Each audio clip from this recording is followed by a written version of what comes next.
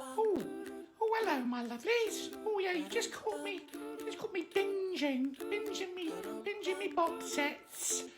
Yeah, having a nice relaxing day. Nice. Oh, yeah, before I forget, my mate, Archie Arma-Dillo, will be reading tonight The Cave That Sneezed. That will be at 7 o'clock tonight. The Cave That Sneezed. You'll love it. All right, I'll get back to me box sets now. See you later. Bye. Can somebody turn over the channel? Remote control's too far away. Someone, please. Here we go. I'm excited again to come out live to all of you. It's a Tuesday night and it's raining, and this is a rubbish song that I can't sing very well. Hello, first viewer. Hello. Second viewer. Third viewer. Oh, you're coming in fast tonight. You're coming in fast. Hello, Anna. Nice to see you. Are you all cuddled up warm and ready for your story? You got your drinks? You ready to go? Oh, hello, Julian. Nice. Come on in, everyone. Come on in. Oh, Kelly. Hello. And hello to Amy Rose and Molly. Amy Rose and Molly, and they're from Devices. Hello, lovelies. I'm so happy for you to join us tonight. I hope you like this. I hope you like the story. It's a good one tonight. And actually, I'll tell you a secret. There's a couple of stories tonight. Viewer number 4 says hello, and Louise. Oh, so nice of you to join us. Louise, by the way, ladies and gentlemen, very special guest tonight. She is one of the writers of one of the stories. She's super clever. I like Louise. Hello, Peter. So, before we begin tonight, and hello to all of you who's watching us on Watch Party. I hope you're having a good party. I hope you're having drinks. And well, when I say drinks, I mean hot drinks ready for your story. I hope you got your milk and your cocoa. Here in this house, we have magnific cocoa, which is like the best cocoa ever. Like in the world. Like ever. So, couple more shout-outs. Marnie. Hello from Texas again. Oh, it's lovely in Texas. I hope you're having a nice time there, and it's a lovely day.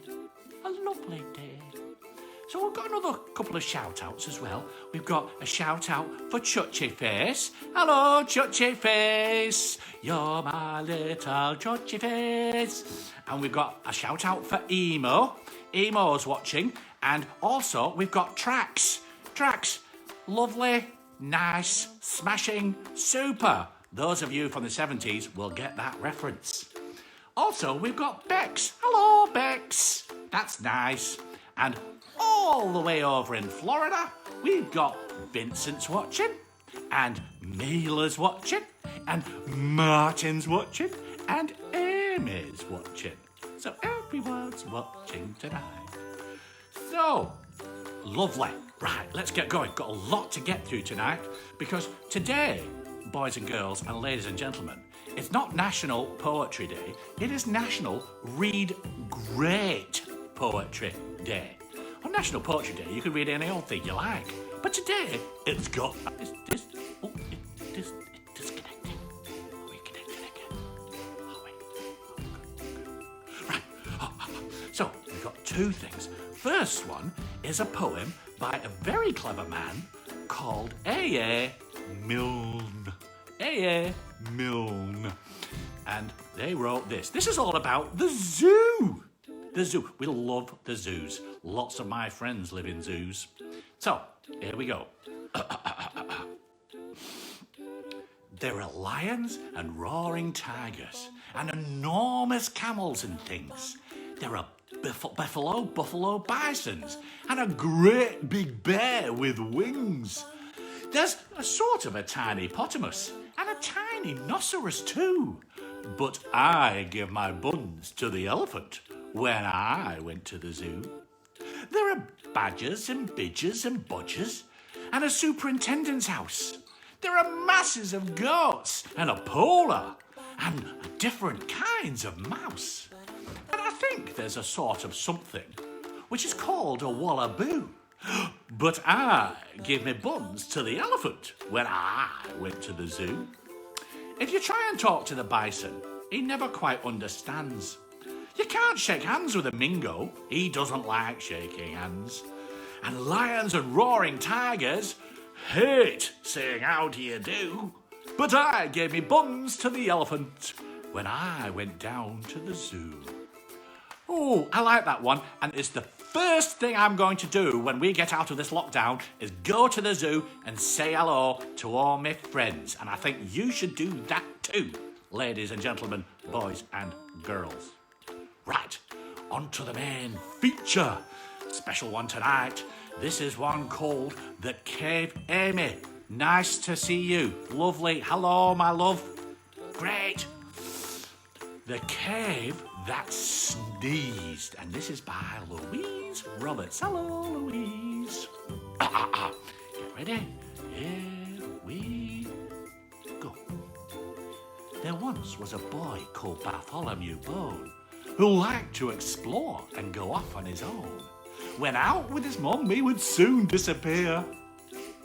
There he goes. If she called out his names, he would never hear. He particularly liked the unexplored wood at the back of the hill where the old windmill stood. Full of brambles and nettles, such a dark hidden place where children could vanish without a trace. At the back of the hill where no one else goes, he found an old mill full of ravens and crows. He entered the wood with its densely packed trees. Feeling no fear, he was utterly at ease. The trees grow so close that they blocked out the sun. The boy didn't mind. To him it was fun. He crawled under branches, through spiders and bugs. He hoped to see snakes, but he only saw slugs. Then, through the trees, he saw a dark hole. It looked like a cave. It were blacker than coal. I'll have to go in and explore the strange place. I'm not scared of bats if they want to give chase. So Bartholomew climbed up into the cave and he turned on his torch, feeling daring and brave. What he saw deep inside stopped his tracks. The walls of the cave were slippery with wax. Wax hung from the ceiling, wax clung to the floor. He had never seen anything like it before. It was so hard to walk, he kept falling down. So he slid on his back. It was safer, he found. As he slid along, the wall appeared to close in. He didn't mind. He was small and quite thin. Then all of a sudden, the cave seemed to descend, but the way was quite blocked. He had come to the end. Bartholomew thought, why, this is no fun. When he thumped on the wall, it made the sound of a drum. How strange, thought the boy, as he hit it and he punched and he danced to the beat, working off his big lunch. He hit at the drum with his torch like a gong, and then it burst apart, and then he burst it apart. It wasn't that strong. He climbed through the drum to further explore. Was he soon to discover the very earth's core? Bartholomew found the next part of his journey was actually quite vile. It was smelly and slimy. There were huge hairy tendrils that grew from the walls, encrusted with slime that had hardened in balls. Ugh. Ugh. Then all of a sudden, the cave jolted back. The boy hit the wall with an almighty whack. A wind came from nowhere, a terrible sound. Next came a whoosh and a flood all around. Then out through a hole he cascaded in slime. He flew through the air in a perfect straight line. Is my life over? Is my time through? He thought before landing in a puddle of goo.